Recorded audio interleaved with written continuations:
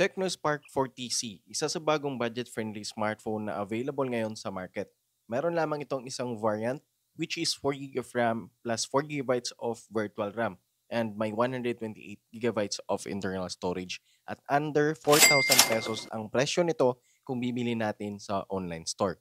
At para naman sa mga gustong umorder nito through online, yung link ay nasa baba ng ating description. At kapag dyan po kayo umorder sa ating link, ay makaka-avail pa po kayo ng voucher discount. Okay, moving on na tayo dito sa ating phone kung saan yung inclusions nito out of the box. Meron itong USB-A to C cable, charging brick, SIM ejector tool, rubberized case, documentations, at itong ating smartphone. Now, pagdating sa design nito, hindi na bago pa sa atin dahil halos the same lang naman din ang design nito doon kay Tecno Spark Go 1. Kung saan makikita natin na may dalawang camera module dito sa likod, naka-punch hole ang kanyang camera sa harap. May dalawang speaker, isang primary speaker dito sa ibaba at secondary speaker naman dito sa may bandang earpiece.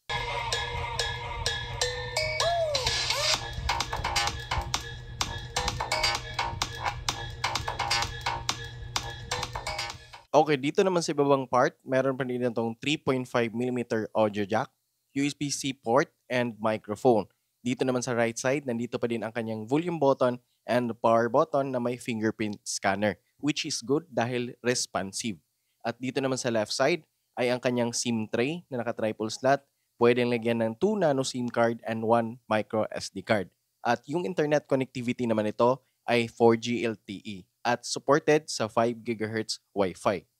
Now, isa sa naging upgrade sa phone na to ay ang kanyang battery capacity. Kung dati ay sa kanyang predecessor na Tecno Spark 30C ay may 5,000 mAh battery capacity lamang, ngayon, dito naman kay Tecno Spark 40C, ito ay may mas malaking battery capacity na 6,000 mAh, which means mas makunat ang battery performance at tiyak na mas matagal natin ito na magagamit.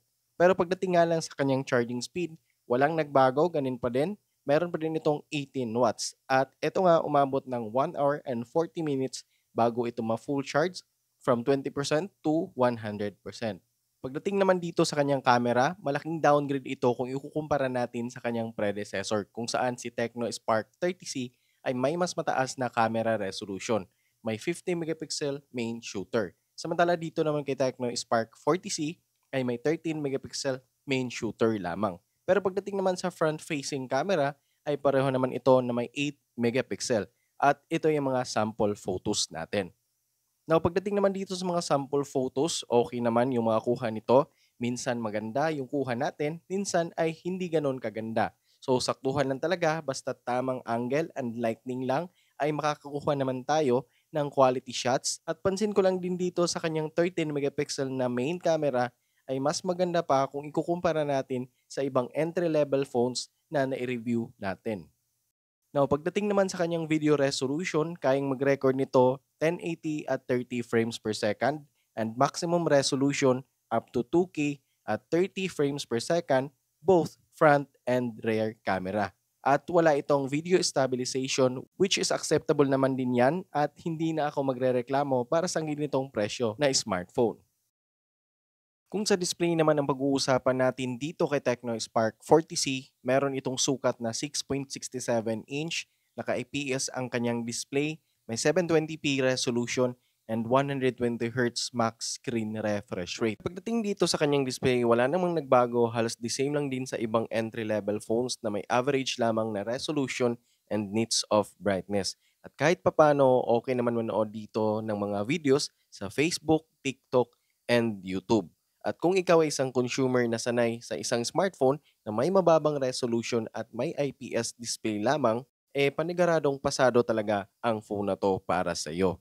Kung sa performance naman ang pag-uusapan natin sa phone na to, meron pa din itong chipset na MediaTek Helio G81, may GPU na Mali G52 MC2, may operating system na iOS 15 based on Android 15 out of the box. At yung score nito sa latest Antutu app ay nasa 300,000.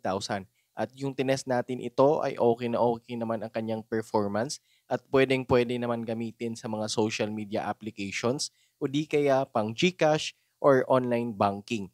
Pero sa gaming experience natin, wala pa din itong pinagbago. may mga frame drops tayong na-experience lalo na kapag tumatagal na yung paglalaro natin dito. At habang tumatagal, syempre umiinit na yung device at yun na nga sunod-sunod na yung frame drop na mararamdaman natin. Kahit mga Mobile Legends lang yung nilalaro natin dito ay may mga frame drops talaga na na-encounter. At para naman sa mga nagtatanong kung kaya ba patakbuhin ng phone na to ang COD Mobile and PUBG, yes, kaya naman ng phone na to. Yun nga lang pagdating sa performance and graphics quality, hindi gano'n kaganda at sigurado ako na habang binababad natin ang phone na 'to sa mga mabibigat na laro ay mas nagiging malala yung performance nito.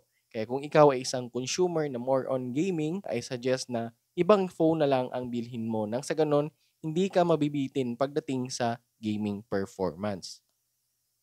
So yun lang muna sa ngayon guys at sana nakatulong ang videong ito and see you on my next review.